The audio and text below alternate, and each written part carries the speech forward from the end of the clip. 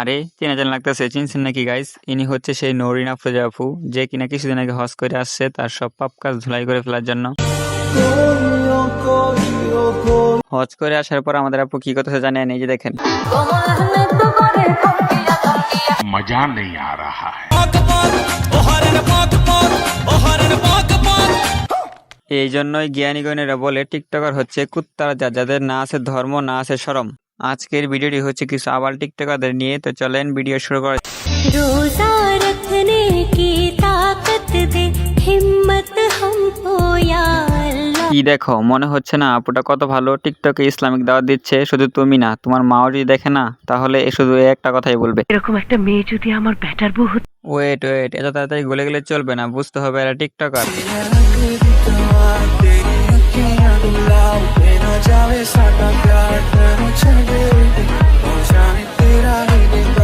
কি এখন গালি দিতে ইচ্ছে করতেছে? এরা আসলে টিকটকার, এরা ভিউসের জন্য সবকিছু করতে পারে।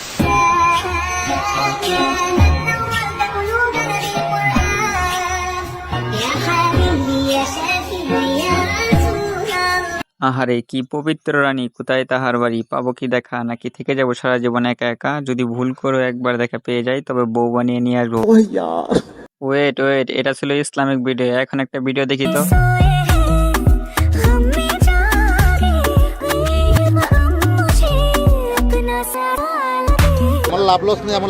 জীবনে একটা ভুল করলাম, টিকটক অ্যাকাউন্ট খুলে আরেকটা ভুল করলাম, এরা বিশ্বাস করে। এমন একটা ধর্মে জন্মগ্রহণ করেছি যেখানে হাসলে সোয়াব আর কাঁদলে গুনাহ। আর টিকটকে এসে দাঁত কেলায় ইসলামিক জ্ঞান দিলেই কনফার্ম হয়ে যায়। ভিডিওটি ভালো লাগলে অবশ্যই ভিডিওটি শেয়ার করে দেবেন। আল্লাহ হাফেজ।